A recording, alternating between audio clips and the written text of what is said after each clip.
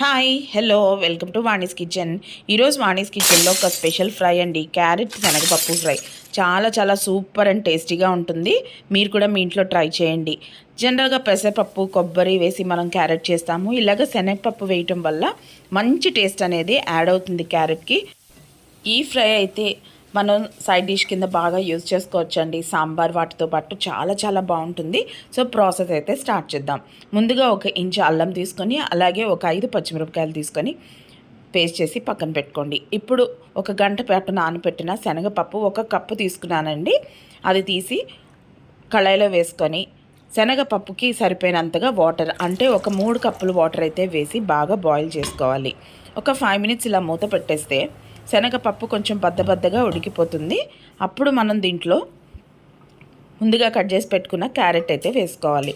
కొంచెమే వాటర్ ఉంటుంది కదా, క్యారెట్ ఎక్కువ బాయిల్ అవ్వాల్సిన పని ఉండదు. మిగిలిన కొంచెం వాటర్తో క్యారెట్ని కొంచెం అలా బాయిల్ చేయండి. ఇప్పుడు దగ్గరికి అవుతుంది అనుకునేప్పుడు 1 స్పూన్ సాల్ట్ వేసుకోండి, అలాగే కొంచెం పసుపు వేసుకోండి. పసుపు వేసుకొని ఒకసారి మళ్ళీ కలపండి. టోటల్ వాటర్ అంతా కూడా మనకి డ్రైగా అయిపోయేంత వరకు ఒక్కసారి అలా సెట్ చేసుకొని మళ్ళీ మూత పెట్టుకోండి. ఈ మూత పెట్టుకోవటం వల్ల ఏమైనా మగ్గాల్సి ఉంటే ఇంకా కొంచెం పప్పులోను అలాగే క్యారెట్లోను వాటర్ అంతా కూడా మగ్గిపోతుంది. చూడండి, ఇట్లా డ్రైగా అయిపోతుంది. ఈ ఫ్రై స్మాషీగా అయిపోకూడదండి, మెత్తగా అయిపోకూడదు. సో ఎక్కడ మెదపకుండా అలా పైనే ఒకసారి ఫ్రై చేయండి. కంప్లీట్గా వాటర్ అయితే ఇందులోంచి వెళ్ళిపోయింది. ఇప్పుడు దీనికి చిన్నగా పోపు వేసుకోవాలి.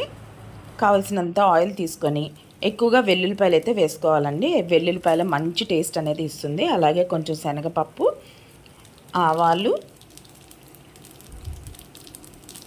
మినప్పప్పు, జీలకర్ర వేసుకోవాలి. అండ్ ఇందులో మనం ఎండుమిరపకాయలు అనేది వేయము. ఎందుకు అంటే పచ్చిమిరపకాయలతో మనం ఒక కారం అనేది ప్రిపేర్ చేసుకున్నాం కదా. సో ఇప్పుడు ముందుగా చేసి పెట్టుకున్న పచ్చిమిరపకాయ అండ్ అల్లం ఈ పేస్ట్ అయితే ఇందులో వేసుకోవాలి. అది కూడా కచ్చపచ్చగా వేయండి. అసలు ఈ ఫ్రైకి అయితే కూడా ఫ్లేవర్ మొత్తం ఈ పచ్చిమిరపకాయల్లోనే ఉంటుందండి. అది మీ కారానికి తగ్గట్టు చెక్ చేసి వేసుకోండి.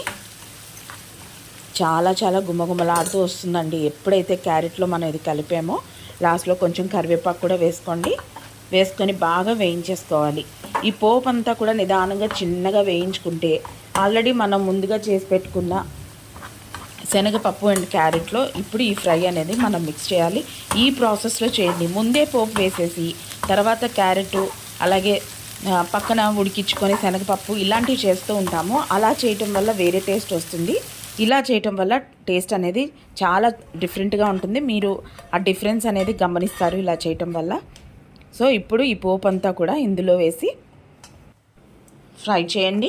ఎక్కువగా ఫ్రై అంటే బాగా మెదిపేయకండి, ఎందుకంటే పప్పు అలాగే క్యారెట్ ఇప్పుడు బాగా బాయిల్ అయి ఉన్నాయి. సో స్మాషీగా అయిపోతాయి. అట్లా అవ్వకుండా ఇలా పైనే వేయిస్తూ ఉండండి. ఇది రోటీస్లోకి బాగుంటుంది, అలాగే సైడ్ డిష్గా కూడా చాలా బాగుంటుందండి. అవసరమైతే దీంట్లో కొబ్బరి కూడా వేసుకోవచ్చు, బట్ నేనైతే ఈసారి కోకోనట్ వేయటం లేదు. మీకు కావాలంటే అది కూడా వేసుకోండి. ఇంకా దించేస్తాం అనుకునే ముందర మనం ఏంటంటే దీంట్లో కొంచెం కసూరి మేతిని బాగా నలిపేసి అది కూడా వేసుకోవాలండి. కసూరి మేతి వేసుకున్న వెంటనే మంచి ఫ్లేవర్ అయితే యాడ్ అయిపోతుంది. మీకు కసూరి మేతి లేదు అంటే మెంతుకూరన్నా కొంచెం ఒక 4 నుంచి ఒక 5 వరకు ఆకులు వేసుకున్నాం అనుకోండి, చాలా టేస్టీగా అనిపిస్తుంది అనమాట. నచ్చితే లైక్ చేసి షేర్ చేసి సబ్స్క్రైబ్ చేయండి. అలాగే బెల్ ఐకాన్ కొట్టడం మాత్రం మర్చిపోవద్దు.